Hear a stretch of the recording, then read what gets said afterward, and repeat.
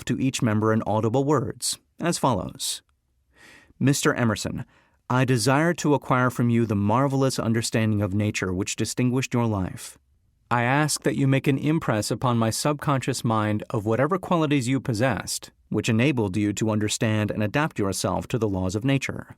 I ask that you assist me in reaching and drawing upon whatever sources of knowledge are available to this end. Mr. Burbank, I request that you pass on to me the knowledge which enabled you to so harmonize the laws of nature that you caused the cactus to shed its thorns and become an edible food. Give me access to the knowledge which enabled you to make 2 blades of grass grow where but 1 grew before, and helped you to blend the coloring of the flowers with more splendor and harmony, for you alone have successfully gilded the lily. Napoleon, I desire to acquire from you by emulation the marvelous ability you possessed to inspire men and to arouse them to greater and more determined spirit of action. Also to acquire the spirit of enduring faith, which enabled you to turn defeat into victory and to surmount staggering obstacles. Emperor of fate, king of chance, man of destiny, I salute you. Mr. Payne, I desire to acquire from you the freedom of thought and the courage and clarity with which to express convictions which so distinguished you. Mr. Darwin, I wish to acquire from you the marvelous patience and ability to study cause and effect without bias or prejudice, so exemplified by you in the field of natural science. Mr. Lincoln, I desire to build into my own character the keen sense of justice, the untiring spirit of patience, the sense of humor, the human understanding, and the tolerance which were your distinguishing characteristics. Mr. Carnegie, I am already indebted to you for my choice of a life work, which has brought me great happiness and peace of mind. I wish to acquire a thorough understanding of the principles of organized effort, which you used so effectively in the building of a great industrial enterprise. Mr. Ford, you have been among the most helpful of the men who have supplied much of the material essential to my work. I wish to acquire your spirit of persistence, the determination, poise, and self-confidence which have enabled you to master poverty, organize, unify, and simplify human effort, so I may help others to follow in your footsteps. Mr. Edison, I have seated you nearest to me at my right because of the personal cooperation you have given me during my research into the causes of success and failure. I wish to acquire from you the marvelous spirit of faith with which you have uncovered so many of nature's secrets, the spirit of unremitting toil with which you have so often wrested victory from defeat. My method of addressing the members of the imaginary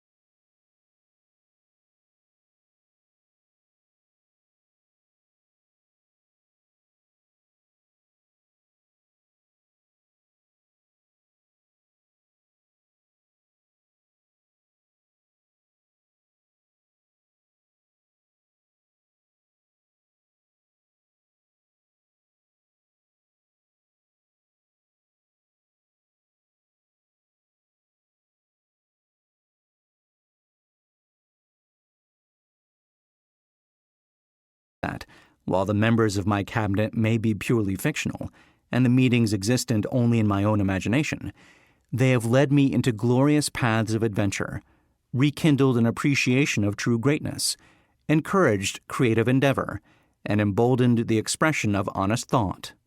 Somewhere in the cell structure of the brain is located an organ which receives vibrations of thought ordinarily called hunches. So far, science has not discovered where this organ of the sixth sense is located, but this is not important. The fact remains that human beings do receive accurate knowledge through sources other than the physical senses. Such knowledge generally is received when the mind is under the influence of extraordinary stimulation. Any emergency which arouses the emotions and causes the heart to beat more rapidly than normal may, and generally does, bring the sixth sense into action. Anyone who has experienced a near accident while driving knows that on such occasions, the sixth sense often comes to one's rescue and aids by split seconds in avoiding the accident. These facts are mentioned preliminary to a statement of fact which I shall now make, namely that during my meetings with the invisible counselors, I find my mind most receptive to ideas, thoughts, and knowledge which reach me through the sixth sense. I can truthfully say that I owe entirely to my invisible counselors full credit for such ideas, facts, or knowledge as I received through inspiration. On scores of occasions, when I have faced emergencies, some of them so grave that my life was in jeopardy, I have been miraculously guided past these difficulties through the influence of my invisible counselors. My original purpose in conducting council meetings with imaginary beings was solely that of impressing my own subconscious mind, through the principle of autosuggestion, with certain characteristics which I desired to acquire. In more recent years, my experimentation has taken on an entirely different trend. I now go to my imaginary counselors with every difficult problem which confronts me and my clients. The results are often astonishing, although I do not depend entirely on this form of counsel. You of course have recognized that this chapter covers a subject with which a majority of people are not familiar.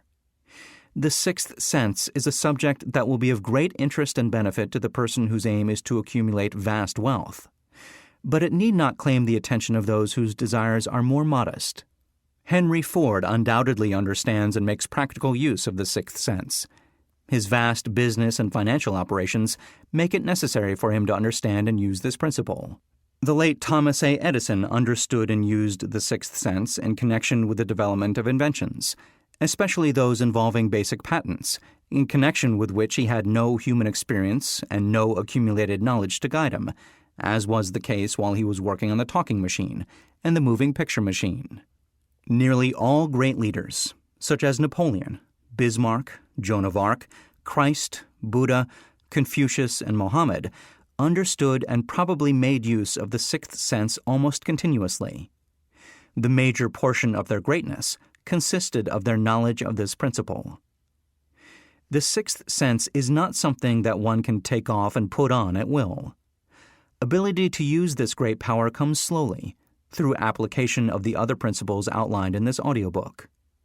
Seldom does any individual come into workable knowledge of the sixth sense before the age of 40. More often, the knowledge is not available until one is well past 50, and this for the reason that the spiritual forces, with which the sixth sense is so closely related, do not mature and become usable except through years of meditation, self-examination, and serious thought. No matter who you are, or what may have been your purpose in listening to this audiobook, you can profit by it without understanding the principle described in this chapter. This is especially true if your major purpose is that of accumulation of money or other material things. The chapter on the sixth sense was included because the audiobook is designed for the purpose of presenting a complete philosophy by which individuals may unerringly guide themselves in attaining whatever they ask of life. The starting point of all achievement is desire. The finishing point is that brand of knowledge which leads to understanding. Understanding of self, understanding of others, understanding of the laws of nature, recognition and understanding of happiness. This sort of understanding comes in its fullness only through familiarity with and use of the principle of the sixth sense. Hence, that principle had to be included as a part of this philosophy, for the benefit of those who demand more than money. Having heard the chapter, you must have observed that while listening to it, you were lifted to a high level of mental stimulation. Splendid. Come back to this again a month from now. Listen to it once more, and observe that your mind will soar to a still higher level of stimulation. Repeat this experience from time to time, giving no concern as to how much or how little you learn at the time, and eventually you will find yourself in possession of a power that will enable you to throw off discouragement, master fear, overcome procrastination, and draw freely upon your imagination.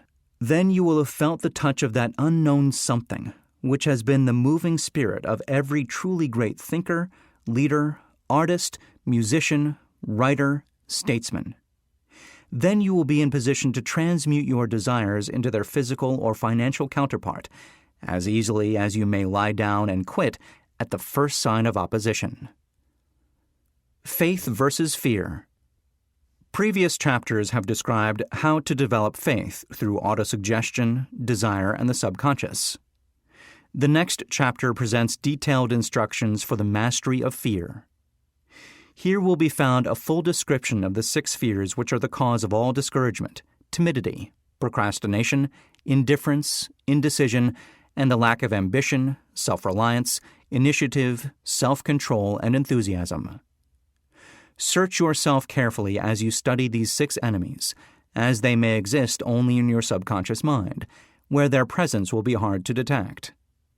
Remember, too, as you analyze the 6 ghosts of fear, that they are nothing but ghosts, because they exist only in one's mind. Remember also that ghosts, creations of uncontrolled imagination, have caused most of the damage people have done to their own minds.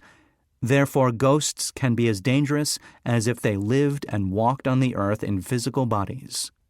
The ghost of the fear of poverty, which seized the minds of millions of people in 1929, was so real that it caused the worst business depression this country has ever known. Moreover, this particular ghost still frightens some of us out of our wits. Chapter 15. How to Outwit the 6 Ghosts of Fear. Take inventory of yourself as you listen to this closing chapter, and find out how many of the ghosts are standing in your way. Before you can put any portion of this philosophy into successful use, your mind must be prepared to receive it.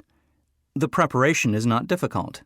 It begins with study, analysis, and understanding of 3 enemies which you shall have to clear out. These are indecision, doubt, and fear. The 6th sense will never function while these 3 negatives, or any of them, remain in your mind. The members of this unholy trio are closely related. Where one is found, the other 2 are close at hand. Indecision is the seedling of fear. Remember this as you listen. Indecision crystallizes into doubt. The 2 blend and become fear. The blending process often is slow. This is one reason why these 3 enemies are so dangerous. They germinate and grow without their presence being observed. The remainder of this chapter describes an end which must be attained before the philosophy as a whole can be put into practical use. It also analyzes a condition which has but lately reduced huge numbers of people to poverty, and it states a truth which must be understood by all who accumulate riches, whether measured in terms of money or a state of mind of far greater value than money. The purpose of this chapter is to turn the spotlight of attention upon the cause and the cure of the 6 basic fears. Before we can master an enemy, we must know its name, its habits, and its place of abode. As you listen, analyze yourself carefully and determine which, if any, of the 6 common fears have attached themselves to you. Do not be deceived by the habits of these subtle enemies. Sometimes they remain hidden in the subconscious mind, where they are difficult to locate, and still more difficult to eliminate. The 6 basic fears. There are 6 basic fears, with some combination of which every human suffers at one time or another. Most people are fortunate if they do not suffer from the entire 6.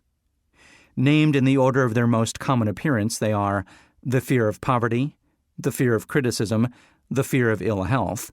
These 3 are at the bottom of most of one's worries. the fear of loss of love of someone, the fear of old age, the fear of death.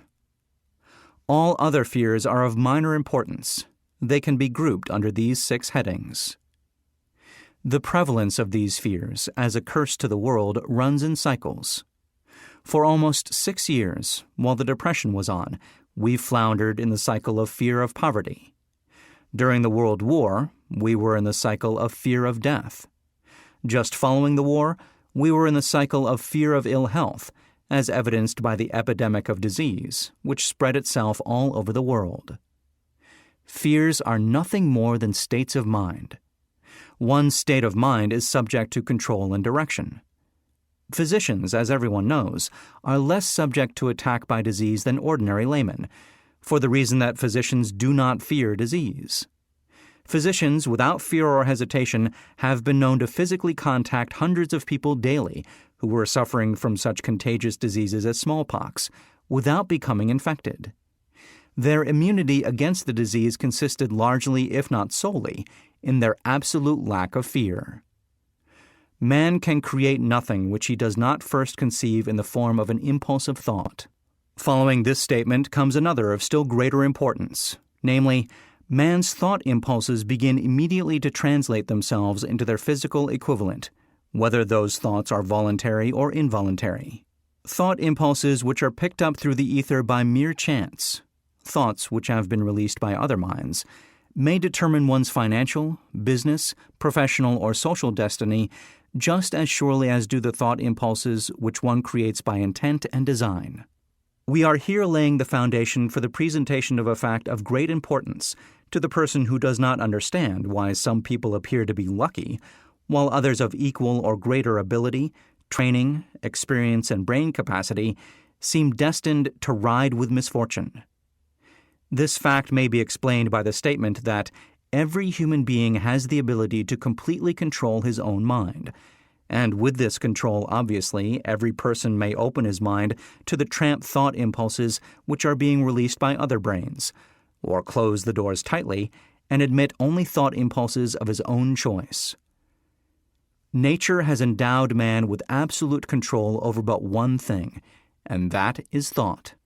This fact, coupled with the additional fact that everything which man creates begins in the form of a thought, leads one very near to the principle by which fear may be mastered. If it is true that all thought has a tendency to clothe itself in its physical equivalent, and this is true beyond any reasonable room for doubt, it is equally true that thought impulses of fear and poverty cannot be translated into terms of courage and financial gain. The people of America began to think of poverty following the Wall Street crash of 1929. Slowly but surely, that mass thought was crystallized into its physical equivalent, which was known as a depression. This had to happen. It is in conformity with the laws of nature. The fear of poverty. There can be no compromise between poverty and riches. The two roads that lead to poverty and riches travel in opposite directions. If you want riches, you must refuse to accept any circumstance that leads toward poverty. The word riches is here used in its broadest sense, meaning financial, spiritual, mental, and material estates. The starting point of the path that leads to riches is desire. In Chapter 1, you received full instructions for the proper use of desire. In this chapter on fear, you have complete instructions for preparing your mind to make practical use of desire. Here, then, is the place to give yourself a challenge, which will definitely determine how much of this philosophy you have absorbed. Here is the point at which you can turn prophet and foretell accurately what the future holds in store for you. If, after listening to this chapter, you are willing to accept poverty, you may as well make up your mind to receive poverty. This is one decision you cannot avoid. If you demand riches, determine what form and how much will be required to satisfy you. You know the road that leads to riches. You have been given a roadmap which, if followed, will keep you on that road. If you neglect to make the start, or stop before you arrive, no one will be to blame but you. This responsibility is yours. No alibi will save you from accepting the responsibility if you now fail or refuse to demand riches of life, because the acceptance calls for but one thing, incidentally the only thing you can control, and that is a state of mind. A state of mind is something that one assumes. It cannot be purchased, it must be created. Fear of poverty is a state of mind, nothing else. But it is sufficient to destroy one's chances of achievement in any undertaking, a truth which became painfully evident during the Depression. This fear paralyzes the faculty of reason, destroys the faculty of imagination, kills off self-reliance, undermines enthusiasm, discourages initiative, leads to uncertainty of purpose, encourages procrastination, wipes out enthusiasm, and makes self-control an impossibility. It takes the charm from one's personality, destroys the possibility of accurate thinking, diverts concentration of effort, it masters persistence, turns the willpower into nothingness, destroys ambition, beclouds the memory, and invites failure in every conceivable form. It kills love and assassinates the finer emotions of the heart, discourages friendship, and invites disaster in 100 forms, leads to sleeplessness, misery, and unhappiness. And all this despite the obvious truth that we live in a world of overabundance of everything the heart could desire, with nothing standing between us and our desires, excepting lack of a definite purpose. The fear of poverty is, without doubt, the most destructive of the 6 basic fears. It has been placed at the head of the list because it is the most difficult to master. Considerable courage is required to state the truth about the origin of this fear, and still greater courage to accept the truth after it has been stated. The fear of poverty grew out of man's inherited tendency to prey upon his fellow man economically. Nearly all animals lower than man are motivated by instinct, but their capacity to think is limited. Therefore, they prey upon one another physically. Man, with his superior sense of intuition, with the capacity to think and to reason, does not eat his fellow man bodily. He gets more satisfaction out of eating him financially. Man is so avaricious that every conceivable law has been passed to safeguard him from his fellow man. Of all the ages of the world, of which we know anything, the age in which we live seems to be one that is outstanding because of man's money madness. A man is considered less than the dust of the earth unless he can display a fat bank account. But if he has money, never mind how he acquired it, he is a king or a big shot. He is above the law. He rules in politics. He dominates in business. And the whole world about him bows in respect when he passes. Nothing brings man so much suffering and humility as poverty. Only those who have experienced poverty understand the full meaning of this. It is no wonder that man fears poverty. Through a long line of inherited experiences, man has learned for sure that some men cannot be trusted where matters of money and earthly possessions are concerned. This is a rather stinging indictment, the worst part of it being that it is true. The majority of marriages are motivated by the wealth possessed by one or both of the contracting parties. It is no wonder, therefore, that the divorce courts are busy. So eager is man to possess wealth that he will acquire it in whatever manner he can, through legal methods if possible, through other methods if necessary or expedient. Self-analysis may disclose weaknesses which one does not like to acknowledge. This form of examination is essential to all who demand of life more than mediocrity and poverty. Remember as you check yourself point by point that you are both the court and the jury, the prosecuting attorney and the attorney for the defense, and that you are the plaintiff and the defendant, also that you are on trial.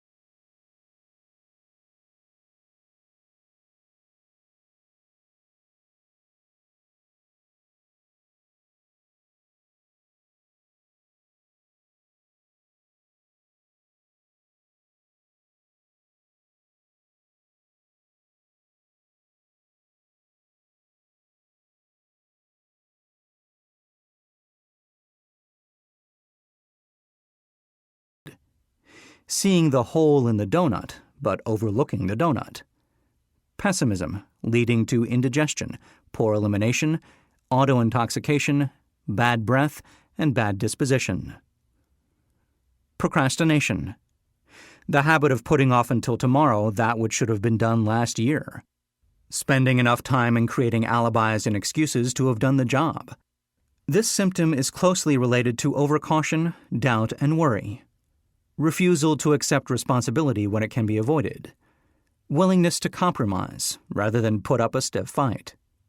Compromising with difficulties instead of harnessing and using them as stepping stones to advancement. Bargaining with life for a penny instead of demanding prosperity, opulence, riches, contentment, and happiness. Planning what to do if and when overtaken by failure, instead of burning all bridges and making a retreat impossible. Weakness of, and often total lack of, self-confidence, definiteness of purpose, self-control, initiative, enthusiasm, ambition, thrift, and sound reasoning ability. Expecting poverty instead of demanding riches. Association with those who accept poverty instead of seeking the company of those who demand and receive riches.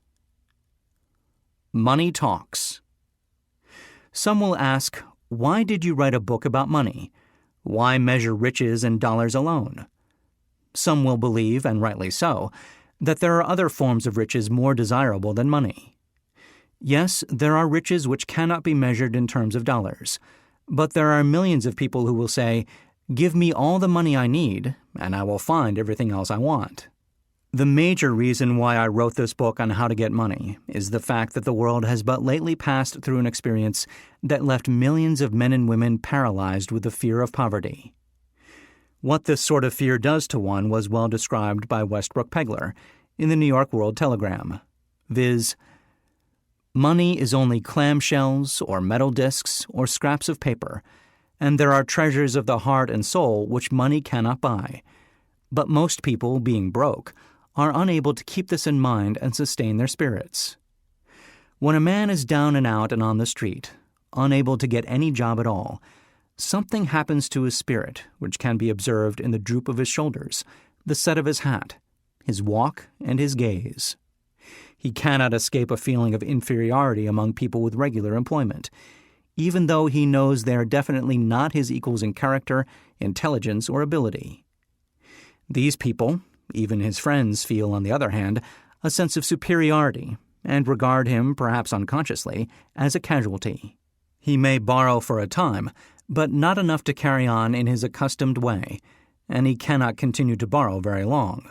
But borrowing in itself, when a man is borrowing merely to live, is a depressing experience, and the money lacks the power of earned money to revive his spirits. Of course, none of this applies to bums or habitual ne'er-do-wells, but only to men of normal ambitions and self-respect. Women conceal despair. Women in the same predicament must be different. We somehow do not think of women at all in considering the down-and-outers. They are scarce in the breadlines. They rarely are seen begging on the streets, and they are not recognizable in crowds by the same plain signs which identify busted men. Of course, I do not mean the shuffling hags of the city streets who are the opposite number of the confirmed male bums. I mean reasonably young, decent, and intelligent women. There must be many of them, but their despair is not apparent. Maybe they kill themselves. When a man is down and out, he has time on his hands for brooding. He may travel miles to see a man about a job, and discover that the job is filled, or that it is one of those jobs with no base pay, but only a commission on the sale of some useless knick-knack which nobody would buy except out of pity. Turning that down, he finds himself back on the street with nowhere to go but just anywhere. So he walks and walks. He gazes into store windows at luxuries which are not for him, and feels inferior, and gives way to people who stop to look with an active interest. He wanders into the railroad station, or puts himself down in the library to ease his legs and soak up a little heat. But that isn't looking for a job, so he gets going again. He may not know it, but his aimlessness would give him away even if the very lines of his figure did not. He may be well dressed in the clothes left over from the days when he had a steady job, but the clothes cannot disguise the droop. Money makes difference. He sees thousands of other people, bookkeepers or clerks or chemists or wagon hands, busy at their work, and envies them from the bottom of his soul. They have their independence, their self-respect and manhood, and he simply cannot convince himself that he is a good man too, though he argue it out and arrive at a favorable verdict hour after hour. It is just money which makes this difference in him. With a little money, he would be himself again. Some employers take the most shocking advantage of people who are down and out. The agencies hang out little colored cards offering miserable wages to busted men, $12 a week, $15 a week. An $18 a week job is a plum, and anyone with $25 a week to offer does not hang the job in front of an agency on a colored card. I have a want ad clipped from a local paper demanding a clerk, a good, clean penman, to take telephone orders for a sandwich shop from 11 a.m. to 2 p.m. for $8 a month. Not $8 a week, but $8 a month. The ad says also, state religion. Can you imagine the brutal effrontery of anyone who demands a good, clean penman for 11 cents an hour inquiring into the victim's religion? But that is what busted people are offered. The fear of criticism. Just how man originally came by this fear, no one can state definitely. But one thing is certain. He has it in a highly developed form. Some believe that this fear made its appearance about the time that politics became a profession. Others believe it can be traced to the age when women first began to concern themselves with styles in wearing apparel. This author, being neither a humorist nor a prophet, is inclined to attribute the basic fear of criticism to that part of man's inherited nature which prompts him not only to take away his fellow man's goods and wares, but to justify his action by criticism of his fellow man's character. It is a well-known fact that a thief will criticize the man from whom he steals, that politicians seek office not by displaying their own virtues and qualifications, but by attempting to besmirch their opponents. The fear of criticism takes on many forms, the majority of which are petty and trivial. Bald-headed men, for example, are bald for no other reason than their fear of criticism. Heads become bald because of the tight-fitting bands of hats, which cut off the circulation from the roots of the hair. Men wear hats not because they actually need them, but mainly because everyone is doing it. The individual falls into line and does likewise, lest some other individual criticize him. Women seldom have bald heads or even thin hair because they wear hats which fit their heads loosely, the only purpose of the hats being adornment. But it must not be supposed that women are free from the fear of criticism. If any woman claims to be superior to man with reference to this fear, ask her to walk down the street wearing a hat of the vintage of 1890. The astute manufacturers of clothing have not been slow to capitalize this basic fear of criticism, with which all mankind has been cursed. Every season the styles in many articles of wearing apparel change. Who establishes the styles? Certainly not the purchaser of clothing, but the manufacturer. Why does he change the styles so often? The answer is obvious. He changes the styles so he can sell more clothes. For the same reason, the manufacturers of automobiles, with a few rare and very sensible exceptions, change styles of models every season. No man wants to drive an automobile which is not of the latest style, although the older model may actually be the better car. We have been describing the manner in which people behave under the influence of fear of criticism as applied to the small and petty things of life. Let us now examine human behavior when this fear affects people in connection with the more important events of human relationship. Take, for example, practically any person who has reached the age of mental maturity, from 35 to 40 years of age as a general average. And if you could read the secret thoughts of his mind, you would find a very decided disbelief in most of the fables taught by the majority of the dogmatists and theologians a few decades back. Not often, however, will you find a person who has the courage to openly state his belief on this subject. Most people will, if pressed far enough, tell a lie, rather than admit that they do not believe the stories associated with that form of religion, which held people in bondage prior to the age of scientific discovery and education. Why does the average person, even in this day of enlightenment, shy away from denying his belief in the fables which were the basis of most of the religions a few decades ago? The answer is because of the fear of criticism. Men and women have been burned at the stake for daring to express disbelief in ghosts. It is no wonder we have inherited a consciousness which makes us fear criticism. The time was, and not so far in the past, when criticism carried severe punishments. It still does in some countries. The fear of criticism robs man of his initiative, destroys his power of imagination, limits his individuality, takes away his self-reliance, and does him damage in 100 other ways. Parents often do their children irreparable injury by criticizing them. The mother of one of my boyhood chums used to punish him with a switch almost daily, always completing the job with the statement, "You'll land in the penitentiary before you are 20. He was sent to a reformatory at the age of 17. Criticism is the one form of service of which everyone has too much. Everyone has a stock of it which is handed out gratis, whether called for or not. One's nearest relatives often are the worst offenders. It should be recognized as a crime. In reality, it is a crime of the worst nature, for any parent to build inferiority complexes in the mind of a child through unnecessary criticism. Employers who understand human nature get the best there is in men not by criticism, but by constructive suggestion. Parents may accomplish the same results with their children. Criticism will plant fear in the human heart or resentment, but it will not build love or affection. Symptoms of the fear of criticism.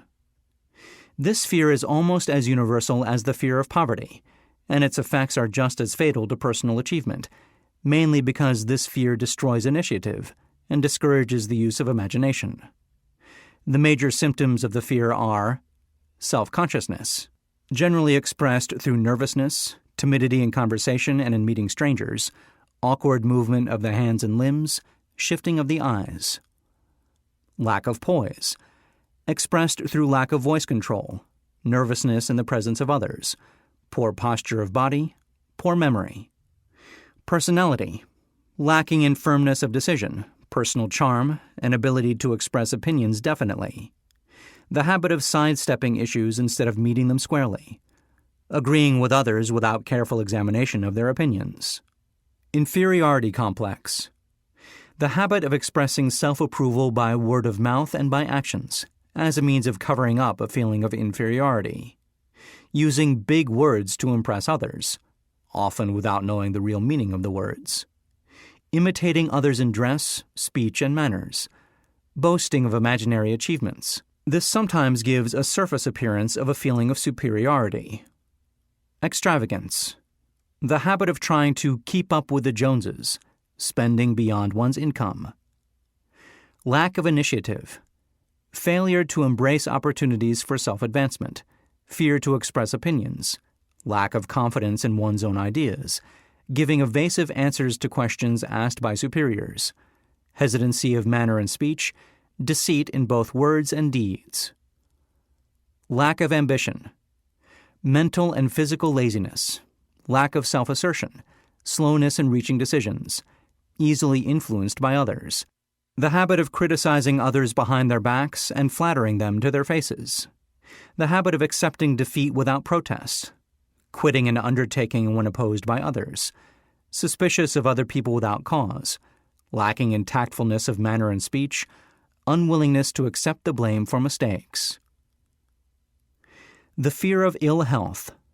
This fear may be traced to both physical and social heredity.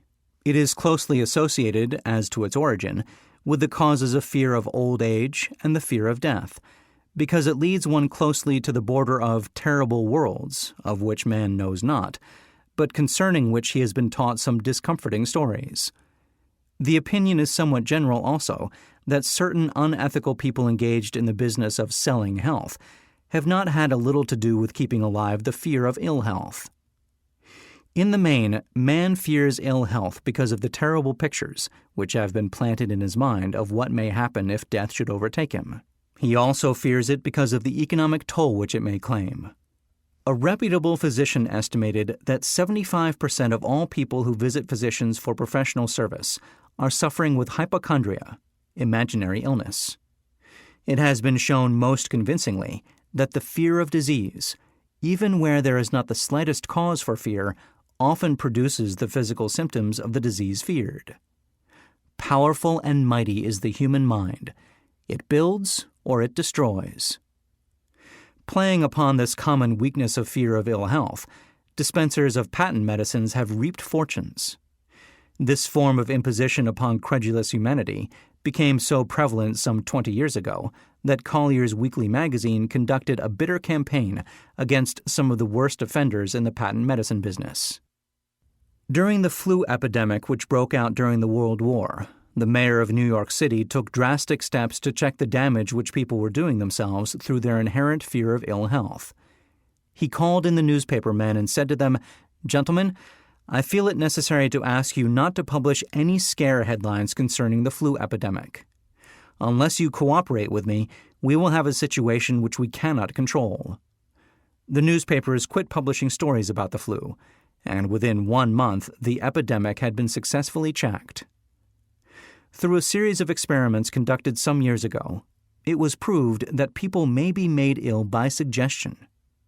We conducted this experiment by causing 3 acquaintances to visit the victims, each of whom asked the question, "What ails you? You look terribly ill." The first questioner usually provoked a grin and a nonchalant, "Oh, nothing, I'm all right," from the victim. The second questioner usually was answered with the statement, "I don't know exactly, but I do feel badly." The third questioner was usually met with the frank admission that the victim was actually feeling ill. Try this on an acquaintance if you doubt that it will make him uncomfortable, but do not carry the experiment too far. There is a certain religious sect whose members take vengeance upon their enemies by the hexing method. They call it placing a spell on the victim. There is overwhelming evidence that disease sometimes begins in the form of negative thought impulse. Such an impulse may be passed from one mind to another by suggestion, or created by an individual in his own mind. A man who was blessed with more wisdom than this incident might indicate once said, "When anyone asks me how I feel, I always want to answer by knocking him down." Doctors send patients into new climates for their health, because a change of mental attitude is necessary. The seed of fear of ill health lives in every human mind. Worry, fear, discouragement, disappointment in love and business affairs cause this seed to germinate and grow. The recent business depression kept the doctors on the run, because every form of negative thinking may cause ill health. Disappointments in business and in love stand at the head of the list of causes of fear of ill health. A young man suffered a disappointment in love which sent him to a hospital. For months he hovered between life and death. A specialist in suggestive therapeutics was called in. The specialist changed nurses, placing him in charge of a very charming young woman who began, by prearrangement with the doctor, to make love to him the first day of her arrival on the job. Within 3 weeks the patient was discharged from the hospital, still suffering, but with an entirely different malady. He was in love again. The remedy was a hoax, but the patient and the nurse were later married. Both are in good health at the time of this writing. Symptoms of the fear of ill health. The symptoms of this almost universal fear are autosuggestion, the habit of negative use of self-suggestion by looking for and expecting to find the symptoms of all kinds of disease, enjoying imaginary illness and speaking of it as being real, the habit of trying all fads and isms recommended by others as having therapeutic value, talking to others of operations, accidents, and other forms of illness, experimenting with diets, physical exercises, reducing systems without professional guidance, trying home remedies, patent medicines, and quack remedies. Hypochondria, the habit of talking of illness, concentrating the mind upon disease, and expecting its appearance until a nervous break occurs. Nothing that comes in bottles can cure this condition. It is brought on by negative thinking, and nothing but positive thought can effect a cure. Hypochondria, a medical term for imaginary disease, is said to do as much damage on occasion as the disease one fears might do. Most so-called cases of nerves come from imaginary illness. Exercise. Fear of ill health often interferes with proper physical exercise and results in overweight by causing one to avoid outdoor life. Susceptibility. Fear of ill health breaks down nature's body resistance and creates a favorable condition for any form of disease one may contact.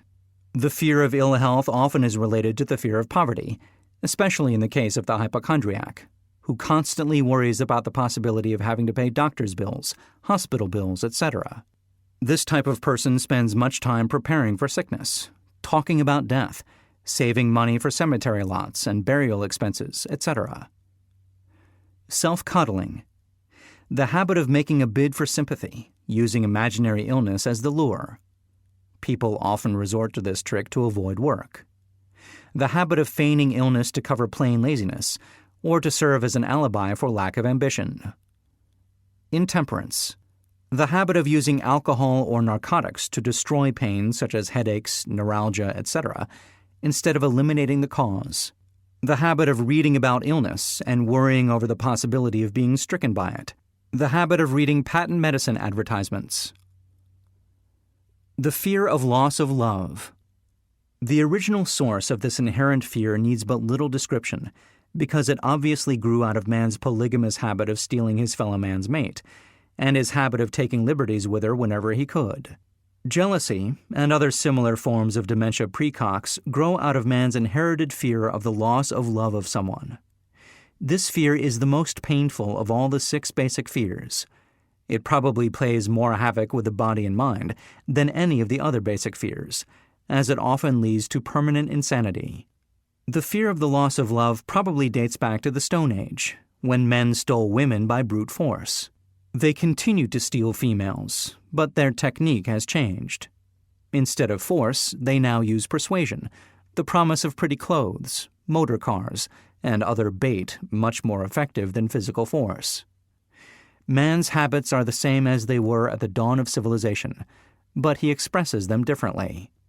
Careful analysis has shown that women are more susceptible to this fear than men. This fact is easily explained. Women have learned from experience that men are polygamous by nature, that they are not to be trusted in the hands of rivals. Symptoms of the fear of loss of love. The distinguishing symptoms of this fear are jealousy, the habit of being suspicious of friends and loved ones without any reasonable evidence of sufficient grounds. Jealousy is a form of dementia praecox, which sometimes becomes violent without the slightest cause. The habit of accusing wife or husband of infidelity without grounds. General suspicion of everyone. Absolute faith in no one. Fault-finding. The habit of finding fault with friends, relatives, business associates, and loved ones upon the slightest provocation, or without any cause whatsoever. Gambling. The habit of gambling, stealing, cheating, and otherwise taking hazardous chances to provide money for loved ones, with the belief that love can be bought. The habit of spending beyond one's means, or incurring debts to provide gifts for loved ones, with the object of making a favorable showing. Insomnia, nervousness, lack of persistence, weakness of will, lack of self-control, lack of self-reliance, bad temper. The fear of old age. In the main, this fear grows out of 2 sources. First, the thought that old age may bring with it poverty. Secondly, and by far the most common source of origin, from false and cruel teachings of the past, which have been too well mixed with fire and brimstone and other bogies cunningly designed to enslave man through fear. In the basic fear of old age, man has 2 very sound reasons for his apprehension, one growing out of his distrust of his fellow man, who may seize whatever worldly goods he may possess, and the other arising from the terrible pictures of the world beyond, which were planted in his mind through social heredity before he came into full possession of his mind. The possibility of ill health, which is more common as people grow older, is also a contributing cause of this common fear of old age. Eroticism also enters into the cause of the fear of old age, as no man cherishes the thought of diminishing sex attraction. The most common cause of fear of old age is associated with the possibility of poverty. Poorhouse is not a pretty word. It throws a chill into the mind of every person who faces the possibility of having to spend his declining years on a poor farm. Another contributing cause of the fear of old age is the possibility of loss of freedom and independence, as old age may bring with it the loss of both physical and economic freedom. Symptoms of the fear of old age.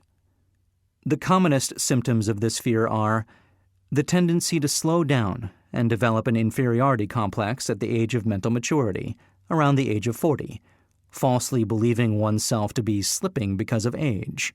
The truth is that man's most useful years, mentally and spiritually, are those between 40 and 60. The habit of speaking apologetically of oneself as being old, merely because one has reached the age of 40 or 50, instead of reversing the rule and expressing gratitude for having reached the age of wisdom and understanding. The habit of killing off initiative, imagination, and self-reliance by falsely believing oneself too old to exercise these qualities. The habit of the man or woman of 40 dressing with the aim of trying to appear much younger and affecting mannerisms of youth, thereby inspiring ridicule by both friends and strangers. The fear of death. To some, this is the cruelest of all the basic fears. The reason is obvious. The terrible pangs of fear associated with the thought of death, in the majority of cases, may be charged directly to religious fanaticism. So-called heathen are less afraid of death than the more civilized. For hundreds of millions of years, man has been asking the still unanswered questions, whence and whither? Where did I come from, and where am I going?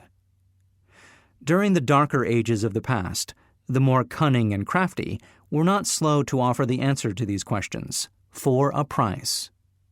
Witness now the major source of origin of the fear of death. Come into my tent, embrace my faith, accept my dogmas, and I will give you a ticket that will admit you straight away into heaven when you die, cries a leader of sectarianism. Remain out of my tent, says the same leader, and may the devil take you and burn you throughout eternity. Eternity is a long time. Fire is a terrible thing. The thought of eternal punishment with fire not only causes man to fear death, it often causes him to lose his reason. It destroys interest in life and makes happiness impossible. During my research, I reviewed a book entitled A Catalogue of the Gods, in which were listed the 30,000 gods which man has worshipped. Think of it, 30,000 of them, represented by everything from a crawfish to a man. It is little wonder that men have become frightened at the approach of death. While the religious leader may not be able to provide safe conduct into heaven, nor by lack of such provision allow the unfortunate to descend into hell, the possibility of the latter seems so terrible that the very thought of it lays hold of the imagination in such a realistic way that it paralyzes reason and sets up the fear of death. In truth, no man knows, and no man has ever known, what heaven or hell is like, nor does any man know if either place actually exists. This very lack of positive knowledge opens the door of the human mind to the charlatan, so he may enter and control that mind with his stock of legerdemain and various brands of pious fraud and trickery. The fear of death is not as common now as it was during the age when there were no great colleges and universities. Men of science have turned the spotlight of truth upon the world, and this truth is rapidly freeing men and women from this terrible fear of death. The young men and young women who attend the colleges and universities are not easily impressed by fire and brimstone. Through the aid of biology, astronomy, geology, and other related sciences, the fears of the Dark Ages which gripped the minds of men and destroyed their reason have been dispelled. Insane asylums are filled with men and women who have gone mad because of the fear of death. This fear is useless. Death will come, no matter what anyone may think about it. Accept it as a necessity, and pass the thought out of your mind. It must be a necessity, or it would not come to all. Perhaps it is not as bad as it has been pictured. The entire world is made up of only two things, energy and matter. In elementary physics, we learn that neither matter nor energy, the only two realities known to man, can be created nor destroyed. Both matter and energy can be transformed, but neither can be destroyed. Life is energy, if it is anything. If neither energy nor matter can be destroyed, of course life cannot be destroyed. Life, like other forms of energy, may be passed through various processes of transition or change, but it cannot be destroyed. Death is mere transition. If death is not mere change or transition, then nothing comes after death except a long, eternal, peaceful sleep, and sleep is nothing to be feared. Thus you may wipe out forever the fear of death. Symptoms of the fear of death. The general symptoms of this fear are the habit of thinking about dying instead of making the most of life, due generally to lack of purpose or lack of a suitable occupation. This fear is more prevalent among the aged, but sometimes the more youthful are victims of it. The greatest of all remedies for the fear of death is a burning desire for achievement, backed by useful service to others. A busy person seldom has time to think about dying. He finds life too thrilling to worry about death. Sometimes the fear of death is closely associated with the fear of poverty, where one's death would leave loved ones poverty-stricken. In other cases, the fear of death is caused by illness and the consequent breaking down of physical body resistance.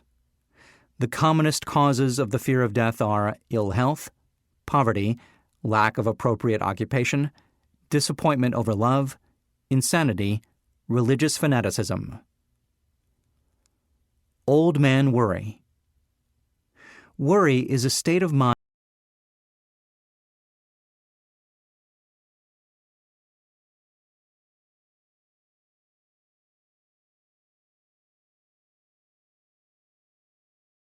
destroys self-confidence and initiative. Worry is a form of sustained fear caused by indecision. Therefore, it is a state of mind which can be controlled. An unsettled mind is helpless. Indecision makes an unsettled mind. Most individuals lack the willpower to reach decisions promptly and to stand by them after they have been made, even during normal business conditions. During periods of economic unrest, such as the world recently experienced, the individual is handicapped, not alone by his inherent nature to be slow at reaching decisions, but he is influenced by the indecision of others around him who have created a state of mass indecision. During the Depression, the whole atmosphere all over the world was filled with fearenza and worryitis, the two mental disease germs which began to spread themselves after the Wall Street frenzy in 1929. There is only one known antidote for these germs. It is the habit of prompt and firm decision.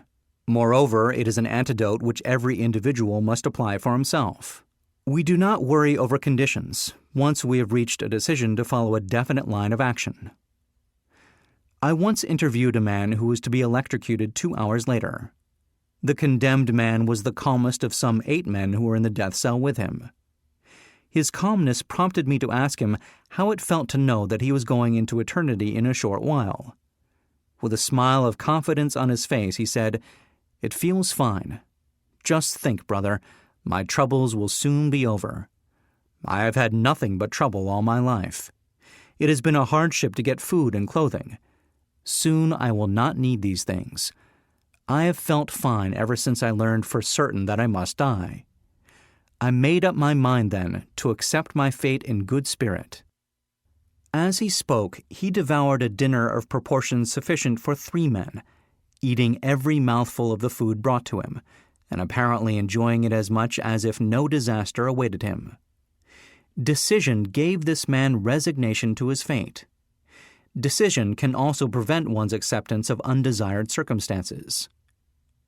The 6 basic fears become translated into a state of worry through indecision. Relieve yourself forever of the fear of death by reaching a decision to accept death as an inescapable event. Whip the fear of poverty by reaching a decision to get along with whatever wealth you can accumulate without worry. Put your foot upon the neck of the fear of criticism by reaching a decision not to worry about what other people think, do, or say. Eliminate the fear of old age by reaching a decision to accept it, not as a handicap, but as a great blessing which carries with it wisdom, self-control, and understanding not known to youth. Acquit yourself of the fear of ill health by the decision to forget symptoms. Master the fear of loss of love by reaching a decision to get along without love, if that is necessary. Kill the habit of worry in all its forms by reaching a general blanket decision that nothing which life has to offer is worth the price of worry. With this decision will come poise, peace of mind, and calmness of thought, which will bring happiness. A man whose mind is filled with fear not only destroys his own chances of intelligent action, but he transmits these destructive vibrations to the minds of all who come into contact with him, and destroys also their chances. Even a dog or a horse knows when its master lacks courage. Moreover, a dog or a horse will pick up the vibrations of fear thrown off by its master, and behave accordingly. Lower down the line of intelligence in the animal kingdom, one finds this same capacity to pick up the vibrations of fear. A honeybee immediately senses fear in the mind of a person. For reasons unknown, a bee will sting the person whose mind is releasing vibrations of fear much more readily than it will molest the person whose mind registers no fear. The vibrations of fear pass from one mind to another just as quickly and as surely as the sound of the human voice passes from the broadcasting station to the receiving set of a radio, and by the self-same medium. Mental telepathy is a reality. Thoughts pass from one mind to another voluntarily, whether or not this fact is recognized by either the person releasing the thoughts or the persons who pick up those thoughts. The person who gives expression by word of mouth to negative or destructive thoughts is practically certain to experience the results of those words in the form of a destructive kickback. The release of destructive thought impulses alone, without the aid of words, produces also a kickback in more ways than one. First of all, and perhaps most important to be remembered, the person who releases thoughts of a destructive nature must suffer damage through the breaking down of the faculty of creative imagination. Secondly, the presence in the mind of any destructive emotion develops a negative personality which repels people, and often converts them into antagonists. The third source of damage to the person who entertains or releases negative thoughts lies in this significant fact. These thought impulses are not only damaging to others, but they embed themselves in the subconscious mind of the person releasing them, and there become a part of his character. One is never through with a thought merely by releasing it. When a thought is released, it spreads in every direction through the medium of the ether, but it also plants itself permanently in the subconscious mind of the person releasing it. Your business in life is presumably to achieve success. To be successful, you must find peace of mind, acquire the material needs of life, and above all, attain happiness. All of these evidences of success begin in the form of thought impulses. You may control your own mind. You have the power to feed it whatever thought impulses you choose. With this privilege goes also the responsibility of using it constructively. You are the master of your own earthly destiny, just as surely as you have the power to control your own thoughts. You may influence, direct, and eventually control your own environment, making your life what you want it to be. Or you may neglect to exercise the privilege which is yours, to make your life to order, thus casting yourself upon the broad sea of circumstance, where you will be tossed hither and yon like a chip on the waves of the ocean. The Devil's Workshop, the seventh basic evil. In addition to the 6 basic fears, there is another evil by which people suffer. It constitutes a rich soil in which the seeds of failure grow abundantly. It is so subtle that its presence often is not detected. This affliction cannot properly be classed as a fear.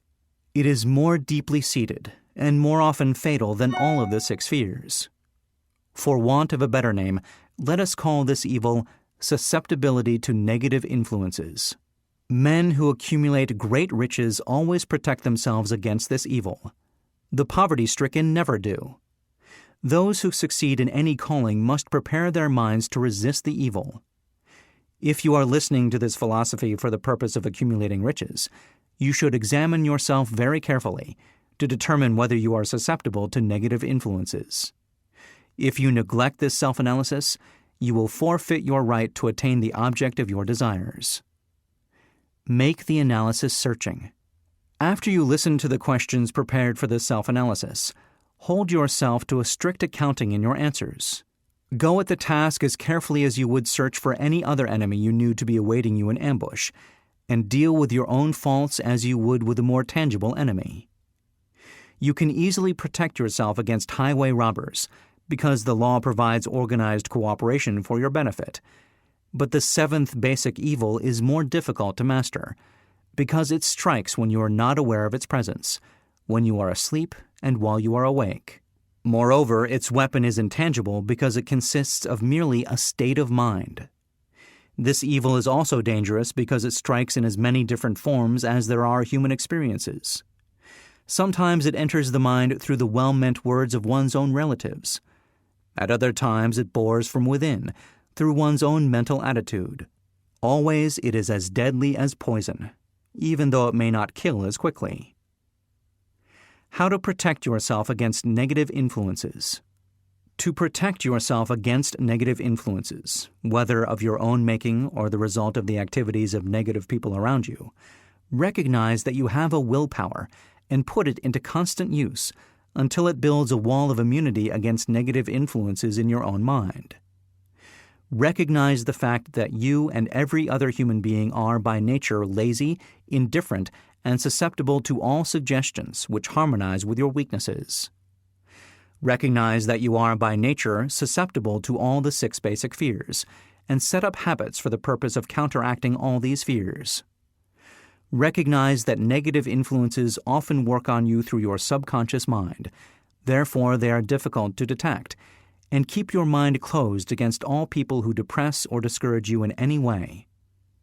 Clean out your medicine chest, throw away all pill bottles, and stop pandering to colds, aches, pains, and imaginary illness. Deliberately seek the company of people who influence you to think and act for yourself. Do not expect troubles, as they have a tendency not to disappoint. Without doubt, the most common weakness of all human beings is the habit of leaving their minds open to the negative influence of other people. This weakness is all the more damaging because most people do not recognize that they are cursed by it, and many who acknowledge it neglect or refuse to correct the evil until it becomes an uncontrollable part of their daily habits. To aid those who wish to see themselves as they really are, the following list of questions has been prepared. Listen to the questions and state your answers aloud so you can hear your own voice.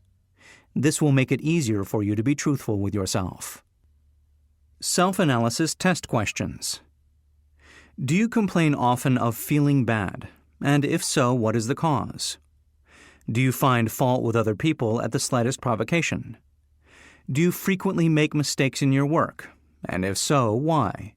Are you sarcastic and offensive in your conversation?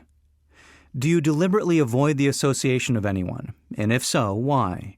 Do you suffer frequently with indigestion? If so, what is the cause? Does life seem futile and the future hopeless to you? If so, why? Do you like your occupation? If not, why? Do you often feel self-pity? And if so, why? Are you envious of those who excel you? To which do you devote most time, thinking of success or of failure?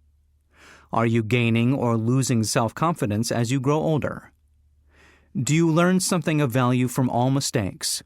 Are you permitting some relative or acquaintance to worry you? If so, why? Are you sometimes in the clouds, and at other times in the depths of despondency? Who has the most inspiring influence upon you? What is the cause? Do you tolerate negative or discouraging influences which you can avoid? Are you careless of your personal appearance? If so, when and why? Have you learned how to drown your troubles by being too busy to be annoyed by them? Would you call yourself a spineless weakling if you permitted others to do your thinking for you? Do you neglect internal bathing until auto-intoxication makes you ill-tempered and irritable? How many preventable disturbances annoy you, and why do you tolerate them? Do you resort to liquor, narcotics, or cigarettes to quiet your nerves? If so, why do you not try willpower instead? Does anyone nag you, and if so, for what reason? Do you have a definite major purpose, and if so, what is it, and what plan have you for achieving it? Do you suffer from any of the 6 basic fears? If so, which ones? Have you a method by which you can shield yourself against the negative influence of others? Do you make deliberate use of autosuggestion to make your mind positive? Which do you value most, your material possessions or your privilege of controlling your own thoughts? Are you easily influenced by others, against your own judgment? Has today added anything of value to your stock of knowledge or state of mind? Do you face squarely the circumstances which make you unhappy, or sidestep the responsibility? Do you analyze all mistakes and failures and try to profit by them, or do you take the attitude that this is not your duty? Can you name 3 of your most damaging weaknesses? What are you doing to correct them? Do you encourage other people to bring their worries to you for sympathy? Do you choose from your daily experiences lessons or influences which aid in your personal advancement? Does your presence have a negative influence on other people as a rule? What habits of other people annoy you most? Do you form your own opinions or permit yourself to be influenced by other people? Have you learned how to create a mental state of mind with which you can shield yourself against all discouraging influences? Does your occupation inspire you with faith and hope? Are you conscious of possessing spiritual forces of sufficient power to enable you to keep your mind free from all forms of fear? Does your religion help you to keep your own mind positive? Do you feel it your duty to share other people's worries? If so, why? If you believe that birds of a feather flock together, what have you learned about yourself by studying the friends whom you attract? What connection, if any, do you see between the people with whom you associate most closely and any unhappiness you may experience? Could it be possible that some person whom you consider to be a friend is in reality your worst enemy because of his negative influence on your mind? By what rules do you judge who is helpful and who is damaging to you? Are your intimate associates mentally superior or inferior to you?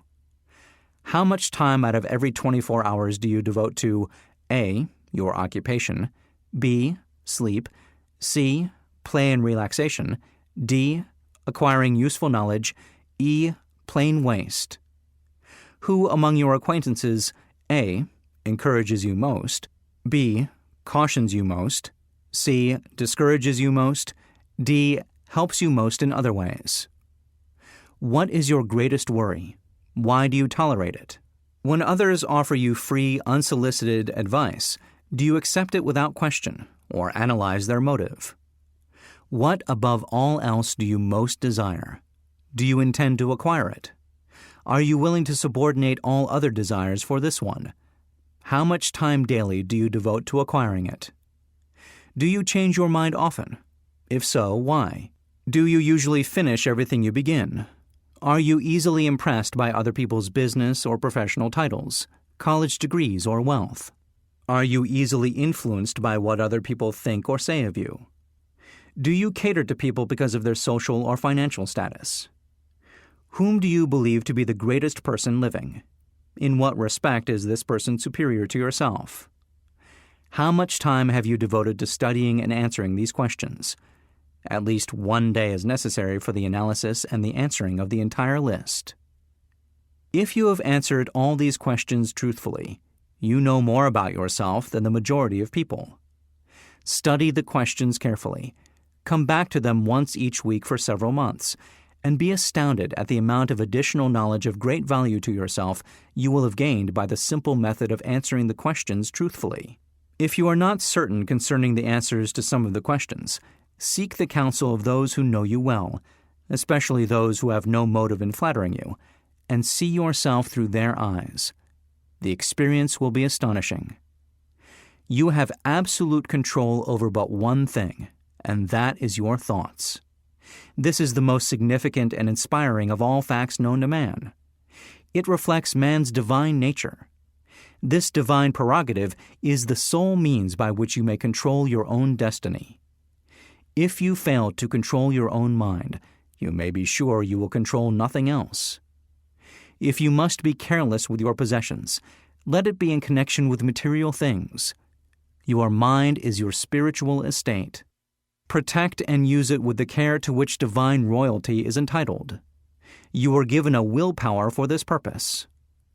Unfortunately, there is no legal protection against those who, either by design or ignorance, poison the minds of others by negative suggestion. This form of destruction should be punishable by heavy legal penalties, because it may and often does destroy one's chances of acquiring material things which are protected by law. Men with negative minds tried to convince Thomas A. Edison that he could not build a machine that would record and reproduce the human voice, because, they said, no one else had ever produced such a machine. Edison did not believe them. He knew that the mind could produce anything the mind could conceive and believe, and that knowledge was the thing that lifted the great Edison above the common herd. Men with negative minds told F.W. Woolworth he would go broke trying to run a store on 5 and 10 cent sales. He did not believe them. He knew that he could do anything, within reason, if he backed his plans with faith. Exercising his right to keep other men's negative suggestions out of his mind, he piled up a fortune of more than $100 million. Men with negative minds told George Washington he could not hope to win against the vastly superior forces of the British, but he exercised his divine right to believe. Therefore, this book was published under the protection of the Stars and Stripes, while the name of Lord Cornwallis has been all but forgotten. Doubting Thomases scoffed scornfully when Henry Ford tried out his first crudely built automobile on the streets of Detroit. Some said the thing never would become practical. Others said no one would pay money for such a contraption. Ford said, "I'll belt the earth with dependable motor cars." And he did. His decision to trust his own judgment has already piled up a fortune far greater than the next 5 generations of his descendants can squander. For the benefit of those seeking vast riches, let it be remembered that practically the sole difference between Henry Ford and a majority of the more than 100,000 men who work for him is this: Ford has a mind and controls it. The others have minds which they do not try to control.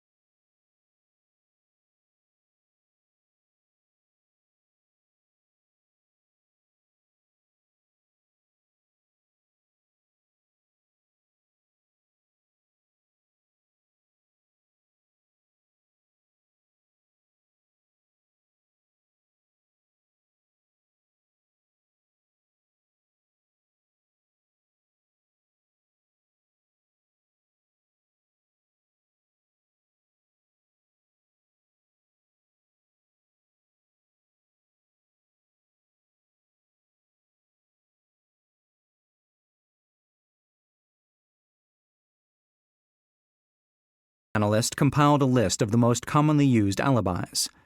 As you listen to the list, examine yourself carefully and determine how many of these alibis, if any, are your own property. Remember, too, the philosophy presented in this audiobook makes every one of these alibis obsolete. If I didn't have a wife and family, if I had enough pull, if I had money, if I had a good education, if I could get a job, if I had good health, if I only had time, if times were better, if other people understood me, if conditions around me were only different, if I could live my life over again, if I did not fear what they would say, if I had been given a chance, if I now had a chance, if other people didn't have it in for me, if nothing happens to stop me, if I were only younger, If I could only do what I want. If I had been born rich. If I could meet the right people. If I had the talent that some people have. If I dared assert myself. If I only had embraced past opportunities. If people didn't get on my nerves. If I didn't have to keep house and look after the children. If I could save some money. If the boss only appreciated me. If I only had somebody to help me. If my family understood me. If I lived in a big city. If I could just get started. If I were only free. If I had the personality of some people. If I were not so fat. If my talents were known. If I could just get a break. If I could only get out of debt. If I hadn't failed. If I only knew how. If everybody didn't oppose me. If I didn't have so many worries. If I could marry the right person. If people weren't so dumb. If my family were not so extravagant. If I were sure of myself. If luck were not against me. If I had not been born under the wrong star. If it were not true that what is to be will be. If I did not have to work so hard. If I hadn't lost my money. If I lived in a different neighborhood. If I didn't have a past. If I only had a business of my own. If other people would only listen to me. If, and this is the greatest of them all, I had the courage to see myself as I really am, I would find out what is wrong with me and correct it. Then I might have a chance to profit by my mistakes and learn something from the experience of others. For I know that there is something wrong with me, or I would now be where I would have been if I had spent more time analyzing my weaknesses and less time building alibis to cover them. Building alibis with which to explain away failure is a national pastime. The habit is as old as the human race and is fatal to success. Why do people cling to their pet alibis? The answer is obvious. They defend their alibis because they create them. A man's alibi is the child of his own imagination. It is human nature to defend one's own brainchild. Building alibis is a deeply rooted habit. Habits are difficult to break, especially when they provide justification for something we do. Plato had this truth in mind when he said, "The first and best victory is to conquer self. To be conquered by self is, of all things, the most shameful and vile." Another philosopher had the same thought in mind when he said, "It was a great surprise to me when I discovered that most of the ugliness I saw in others was but a reflection of my own nature." "It has always been a mystery to me," said Elbert Hubbard, "why people spend so much time deliberately fooling themselves by creating alibis to cover their weaknesses. If used differently, this same time would be sufficient to cure the weakness. Then no alibis would be needed." In parting, I would remind you that life is a checkerboard, and the player opposite you is time. If you hesitate before moving, or neglect to move promptly, your men will be wiped off the board by time. You are playing against a partner who will not tolerate indecision. Previously, you may have had a logical excuse for not having forced life to come through with whatever you asked, but that alibi is now obsolete because you're in possession of the master key that unlocks the door to life's bountiful riches. The master key is intangible, but it is powerful. It is the privilege of creating in your own mind a burning desire for a definite form of riches. There is no penalty for the use of the key, but there is a price you must pay if you do not use it. The price is failure. There is a reward of stupendous proportions if you put the key to use. It is the satisfaction that comes to all who conquer self and force life to pay whatever is asked. The reward is worthy of your effort. Will you make the start and be convinced? "If we are related," said the immortal Emerson, "we shall meet." In closing, may I borrow his thought and say, if we are related, we have, through these pages, met.